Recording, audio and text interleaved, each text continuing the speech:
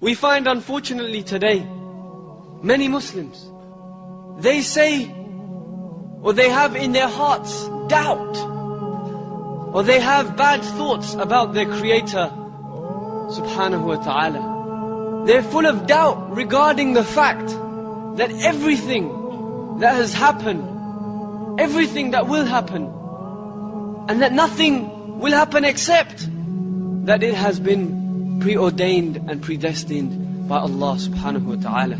So we believe that things happen because Allah decrees them. And that doesn't mean that Allah loves evil. Allah only loves good, but Allah allows evil to happen for a wisdom that is with Him alone. I've heard with my own ears people saying, doesn't Allah know what is happening in Palestine, in Kashmir?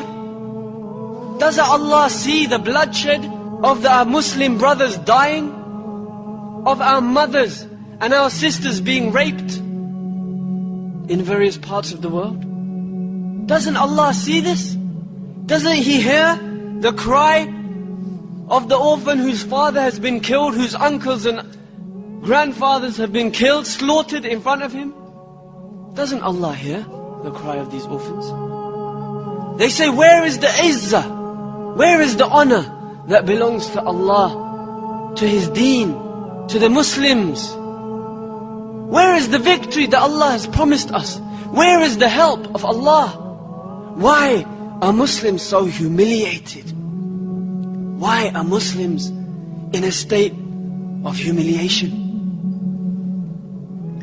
Isn't the victory and the honor, the help for the believers, hasn't this been promised by Allah? Hasn't He promised us establishment in the earth? So they ask the scholars, the da'is, and the students of knowledge, where is this victory? Where is this honor? The kuffar, they say, are those who seem to have honor, who seem to have the upper hand, who seem to be victorious. The answer, my brothers and sisters, is that certainly these events happen. And certainly along with these events we must realize that nothing happens in this universe except by the qadr of Allah, by the knowledge of Allah, by the will of Allah, and by the wisdom of Allah subhanahu wa ta'ala. We are not more merciful to the oppressed than Allah. We do not have more mercy than Allah. Allah does not turn a blind eye to the situation of the Muslims today. Allah is not deaf.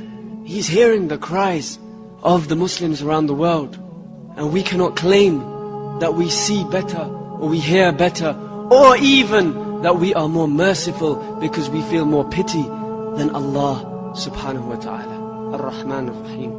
To have Iman, faith in Qadr, predestination, the good and the bad thereof, is something which is a pillar from amongst the pillars of Iman. Your Iman is not sahih, it's not correct, and it's not accepted from you until you have Iman and full yaqeen, full faith and certainty in this fact that nothing happens in the universe except by the will, knowledge and wisdom of Allah subhanahu wa ta'ala. This belief, wallah, will save you from every strife and struggle. And the Muslims today are in such time of strife and struggle because of this lack of belief in the qadr of Allah subhanahu wa ta'ala. And belief in qadr is not all of one level. At the beginning you say, look, I believe in it. It's hard for me, it's a bitter pill to swallow, but I believe. Then later on you say, no, I accept it. I accept that this is the decree of Allah for me.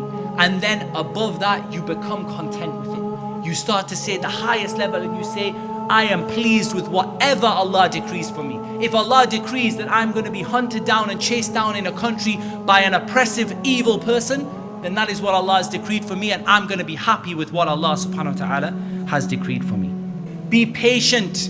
because your final destination is Jannah. This is what we say to the believers today that are being tried. Be patient, because your final destination is Jannah.